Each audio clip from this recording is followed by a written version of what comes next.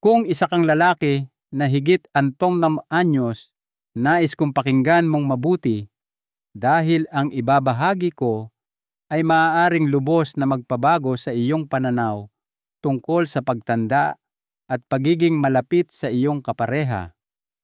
Ang erectile dysfunction o hirap sa pagtayo ng ari ay hindi isang habambuhay na sentensya.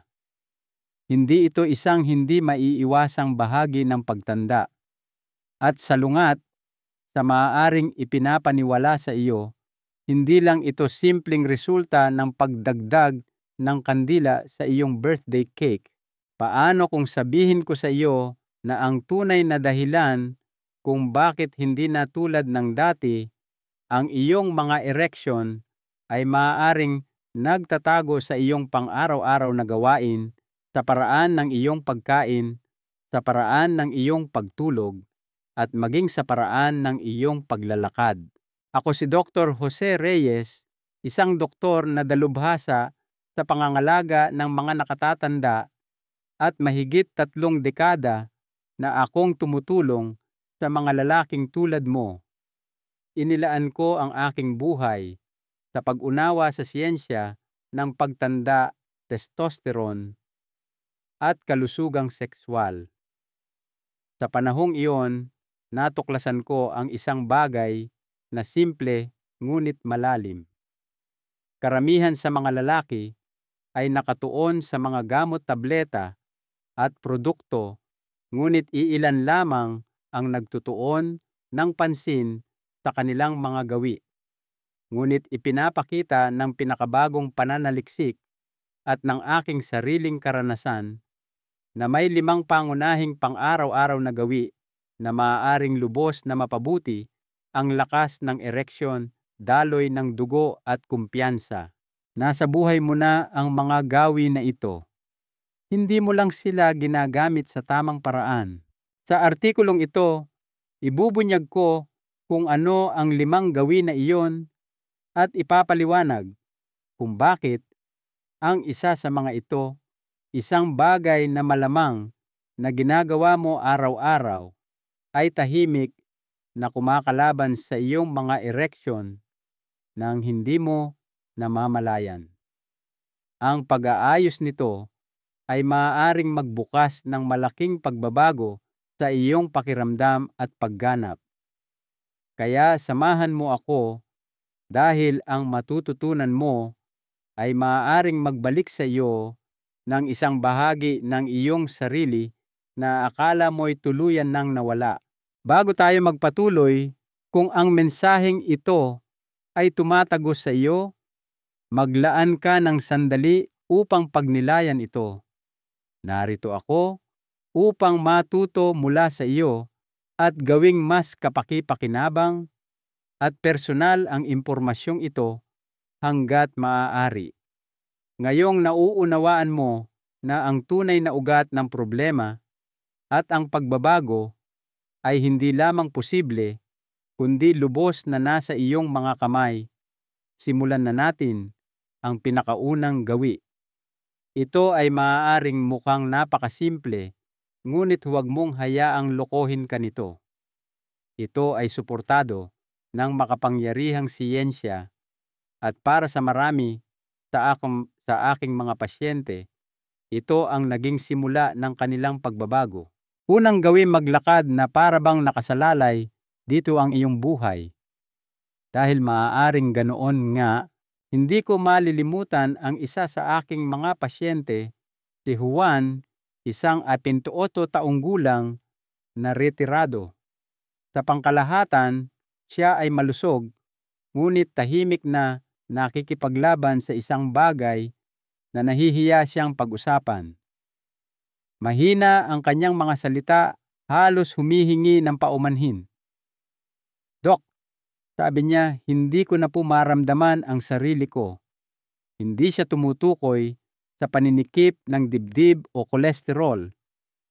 Ang ibig niyang sabihin ay sa loob ng kwarto. Ang pinakagulat niya ay hindi ang hindi ko agad pag-abot sa reseta. Ito ay ang isang simpleng tanong ko sa kanya, Gaano po kayo kabilis maglakad? Napatawa siya, iniisip na nagbibiro ako. Ngunit seryoso ako. Ang katotohanan ay ang bilis ng iyong paglalakad ay maaaring magbunyag ng higit pa tungkol sa iyong kalusugang baskular at sexual kaysa sa maraming pagsusuri sa dugo. Natuklasan sa isang kamakailang pag-aaral na ang mga lalaking nagpabilis ng kanilang paglalakad kahit kaunti lang ay may mas mababang panganib ng erectile dysfunction. Hindi iyon maliit na pagbuti. Iyon ay isang kumpletong pagbabago sa kung paano naghahatid ng dugo ang iyong katawan, nagpapanatili ng presyon at tumutugon sa pagkaantig. Kita mo ang iyong mga binti ay hindi lamang para dalhin ka mula sa isang silid patungo sa isa pa. Bahagi sila ng isang makapangyarihang sistema na tumutulong sa pagbomba ng dugo pabalik sa iyong katawan, kabilang na sa iyong pelvic region. Kapag naglalakad ka ng mabilis mahigit sa 6.4 kilometro bawat oras, hindi mo lang pinapabuti ang sirkulasyon. Kinukondisyon mo ang mismong mga mekanismo na sumusuporta sa malusog, matibay at tuloy-tuloy na mga ereksyon. Sinabi ko kay Juan, ang sasabihin ko sa iyo, magsimula sa maliit. Maglakad araw-araw, ngunit hindi tulad ng pagala-gala sa grocery store. Maglakad ng may layunin, may ritmo, may sigla. Ang simpleng gawaing ito ay nagsasabi sa iyong katawan, buhay pa ako at may pakialam pa ako. Sa loob ng ilang linggo, hindi lang pisikal na lakas ang naramdaman ni Juan. Sabi niya, Dok, pakiramdam ko, lalaki na ulit ako. Hindi mo kailangan ng treadmill o isang magarbong relo. Isang magandang pares lang ng sapatos at ang desisyon na magpakita para sa iyong sarili. At habang ang paglalakad ay maaaring mukhang isang halatang sagot, ang susunod nating tatalakayin ay madalas na hindi napapansin. Maaaring ito ang mismong dahilan kung bakit hindi mapanatili ng iyong katawan ang dugo kung saan ito pinakamahalaga. Maghanda para sa ikalawang gawi dahil ito ay direktang tumututok sa pundasyon ng iyong lakas sexual. Ikalawang gawi ang 10 minutong pag-unat sa umaga na nagtatarget sa daloy ng dugo sa ibabang bahagi. May isang bagay na nais kong malaman ng bawat lalaking higit sa 16 ang lakas sa kwarto ay hindi nagsisimula sa testosterone. Nagsisimula ito sa iyong pundasyon. At sa pundasyon ang tinutukoy ko ay ang mga kalamnan na hindi mo nakikita sa salamin, ngunit kumokontrol sa lahat ng nasa ibaba ng iyong baywang. Hayaan ninyong magbahagi ako ng isa pang kwento. Isang pasyente ko si Ben, 72, ay dumating na bigo. Dok, naglalakad na po ako, binago ko na ang pagkain ko, pero parang ayaw pa ring makisama ng katawan ko kapag kailangan na. Tinanong ko siya kung nakasubok na siya ng mga ehersisyo para sa pelvic floor. Tumingin siya sa akin na walang kaalam-alam. Ibig niyo pong sabihin tulad ng Kegels. Hindi po ba para sa mga babae lang yan? Iyan ang isa sa mga pinakamalaking maling akala. Ang iyong mga kalamnan sa pelvic floor ay direktang kasangkot sa pagkamit at pagpapanatili ng ereksyon. Sila ang responsable sa pag-lock ng dugo sa ari at paglikha ng matigas at matibay na pakiramdam. Kapag mahina ang mga ito, maaaring mabilis na tumagas ang dugo. Hindi lang ito tungkol sa pagpapatigas, ito ay tungkol sa pananatiling matigas. Sinabi ko kay Ben na magsimula sa simple.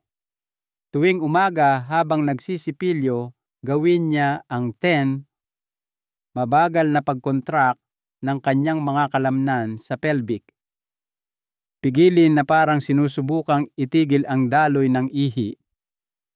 Hawakan ng 15 segundo mag-relax at ulitin 10 minuto sa isang araw. Iyon lang.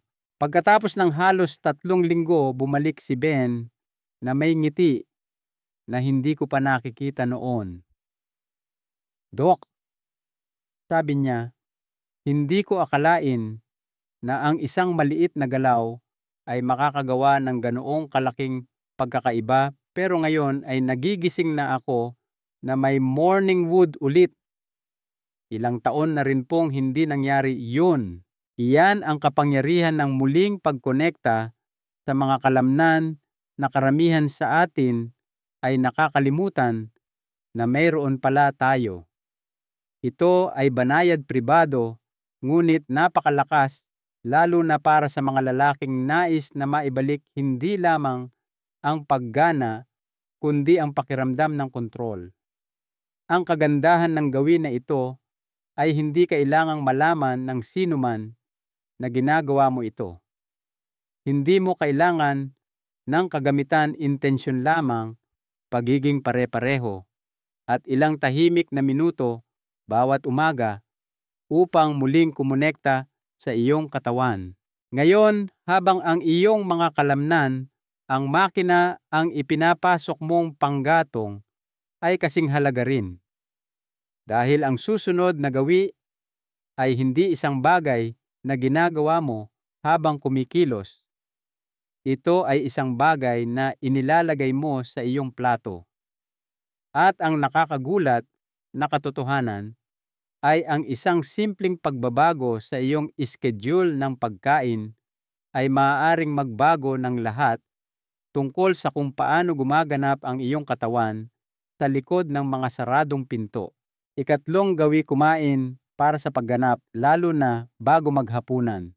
Hindi ko mabilang kung gaano karaming lalaki na ang nakita ko na gumugol ng maraming taon sa pagsubok na ayusin ang kanilang mga erection gamit ang mga tableta para lamang balewalain ang isa sa mga pinakamakapangyarihang kasangkapan na ginagamit na nila 3 beses sa isang araw, ang pagkain. Ang iyong kinakain at kasing halaga kung kailan ka kumakain ay may direktang papel sa iyong kakayahang gumanap. Isa sa aking matagal ng pasyente, si Roberto, 66, ay lumapit sa akin matapos magdusa sa mababang enerhiya, pagtaas ng timbang at mas malambot na mga ereksyon. Hindi naman siya kumakain ng junk food, hindi bababa sa mga pamantayan ngayon. Ngunit tulad ng karamihan sa mga tao, ang kanyang pinakamalaking pagkain ay sa gabi, karaniwan pagkatapos ng 7:30 p.m. Isang malaking plato ng kanin at ulam, marahil isang baso ng alak, na sinusundan ng panonood ng TV at pagtulog. Pamilyar ba? Heto ang problema. Kapag kumakain ka ng mabibigat na pagkain sa gabi, ang iyong katawan ay lumilipat sa storage mode. Tumaas ang iyong insulin, maaaring bumaba ang iyong testosterone, at ang iyong mga daluyan ng dugo ay hindi nagre-relax tulad ng nararapat. Ang lahat ng iyon ay direktang nakakasagabal sa nitric oxide, ang molekula na nagpapahintulot sa iyong mga daluyan ng dugo na lumawak at lumikha ng malakas na daloy ng dugo sa ari. Kaya hiniling ko kay Roberto na gumawa ng isang simpleng pagbabago. Kainin ang kanyang pinakamalaking pagkain sa tanghalian at panatilihing magaan at maaga ang hapunan, mas mabuti bago mag 6:30 p.m. Sa loob ng ilang linggo, hindi lamang tumaas ang kanyang enerhiya, ngunit nagsimula siyang makapansin ng mas matitigas na mga ereksyon at mas kaunting mga pagkakataon ng nakakabigo na kalagayan kung saan naroon ang pagnanasa ngunit hindi sumusunod ang pagganap. Hindi ito po o sentido, ito tungkol sa pag-aalis ng lahat ng pagkaing gusto mo. Ito ay tungkol sa pagbibigay sa iyong katawan ng tamang tiempo na kailangan nito upang suportahan ang mga hormon, sirkulasyon at pagganang sekswal. Isipin ang pagkain bilang panggatong at ang tiempo bilang ang pagsisindi. At habang ang nutrisyon ang naglalatag ng pundasyon, ang susunod na gawi ang nagpapanumbalik sa iyo gabi-gabi mula sa loob. Maaari kang maglakad ng mas mabilis, kumain ng mas matalino, at gawin pa ang iyong mga ehersisyo sa umaga, ngunit kung makaligtaan mo ang susunod na piraso, maaaring huminto ang iyong pag-unlad. Pag-usapan natin kung ano ang nangyayari habang natutulog ka at kung ano ang maaaring tahimik na sumasabotahe sa iyong pagganap ng hindi mo namamalayan. Ika-4 na gawi, ayusin ang nakatagong sabotador sa pagtulog, baliktarin ang ED habang nagpapahinga. Isa sa mga pinaka-napapabayaan at pinakamakapangyarihang paraan upang mapabuti ang iyong mga ereksyon ay nangyayari habang hindi ka gising. Ang pagtulog ay hindi lamang pahinga.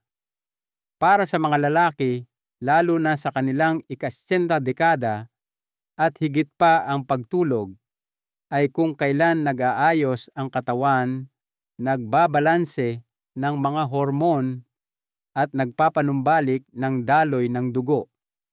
Ito ay kung kailan ginagawa ang testosterone. Ito ay kung kailan nagre-reset ang iyong nervous system.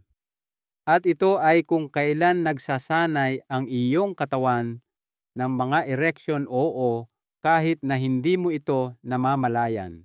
Naaalala ko ang isang lalaki na nagngangalang Miguel, 70 taong gulang, nagtatrabaho pa rin ng part-time, matalas ang isip, ngunit dumaranas ng talamak na pagkapagod at patuloy na mga issue sa ereksyon.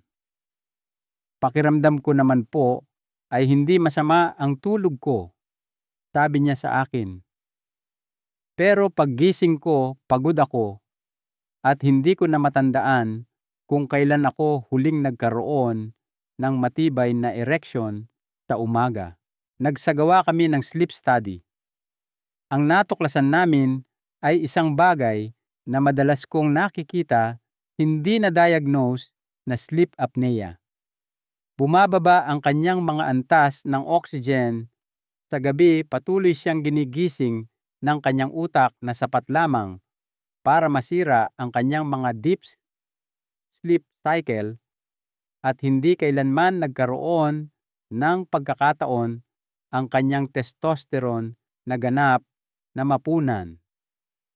Ang resulta, unti-unting nawawala ang kanyang kalusugang sekswal nang walang anumang halatang babala. Nang magsimulang gumamit si Miguel ng CPAP machine at nangako sa isang mas mahusay na routine sa gabi, walang mga screen, 1 oras bago matulog, walang alak. Pagkatapos ng hapunan, pare-parehong oras ng pagtulog at paggising, ang mga resulta ay hindi ka panipaniwala. Sa loob ng ilang linggo, naramdaman niyang mas malinaw ang isip, mas masigla, at ang mga morning erection, bumalik ang mga ito na mas malakas kaysa sa mga nakaraang taon. Ang mahinang pagtulog ay tahimik na nagnanakaw ng iyong sigla sa paglipas ng panahon. Ang pag-aayos nito ay hindi palaging dramatiko, ngunit ito ay lubos na epektibo. At ngayong natalakay na natin kung ano Ang ginagawa ng iyong katawan habang natutulog ka, mayroon pang isang huling gawi na kailangan nating pag-usapan. Iba ito. Hindi ito pisikal, hindi ito hormonal, ngunit para sa maraming lalaki, ito ang nawawalang ugnayan sa pagitan ng pag-alam na kaya nilang gumanap at ang aktwal na pakiramdam na sila ay sila muli.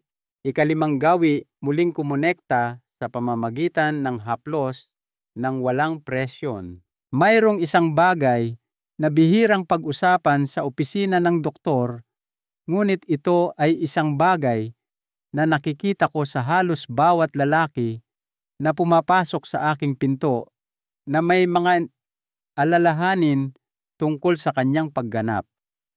Hindi ito pisikal, hindi ito hormonal, ito ay emosyonal. Ito ang tahimik na presyon na inilalagay ng mga lalaki sa kanilang sarili na laging handa, laging gumanap, laging maghatid.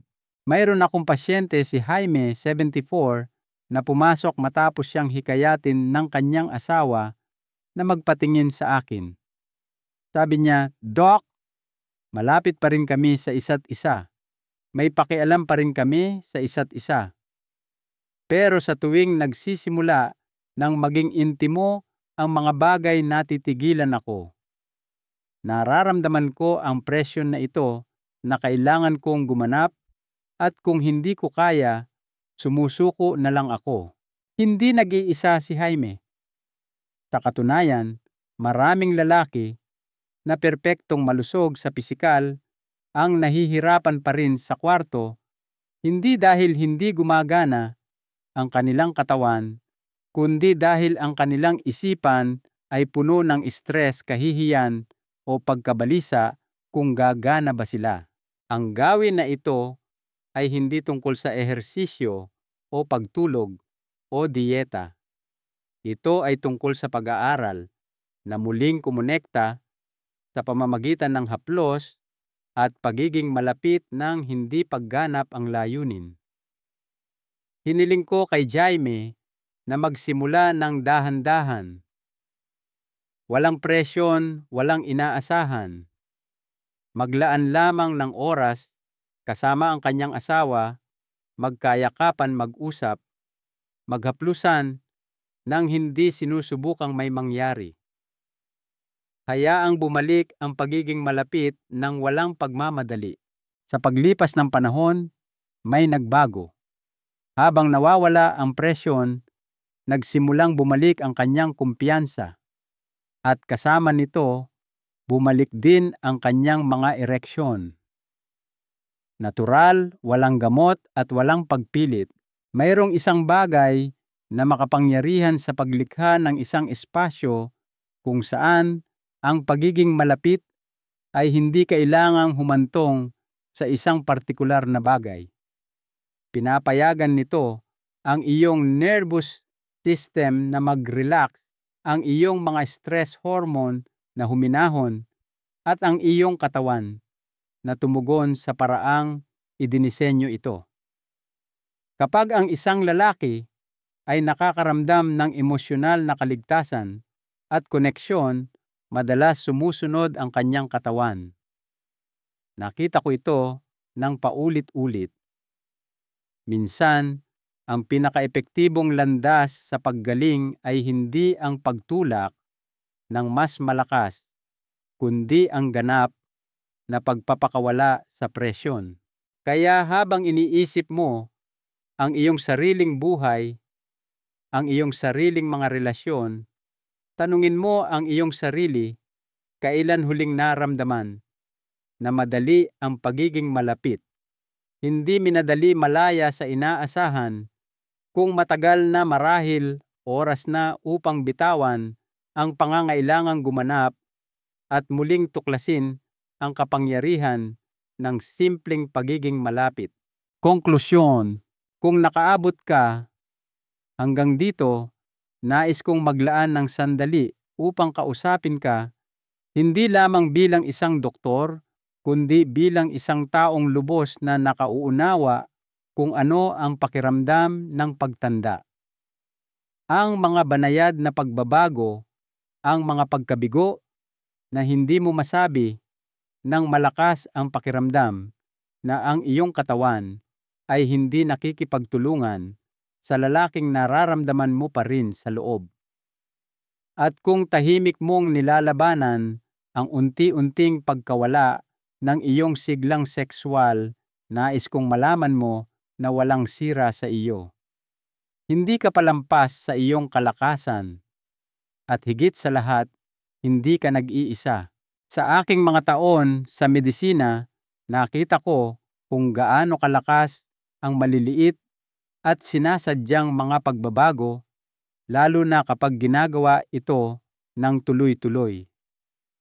Pinag-usapan natin ngayon ang 5 gawi, 5 pagpipilian na maaari mong simulang gawin ngayon na hindi nangangailangan ng mga reseta, mga invasive na paggamot o mga komplikadong gawain.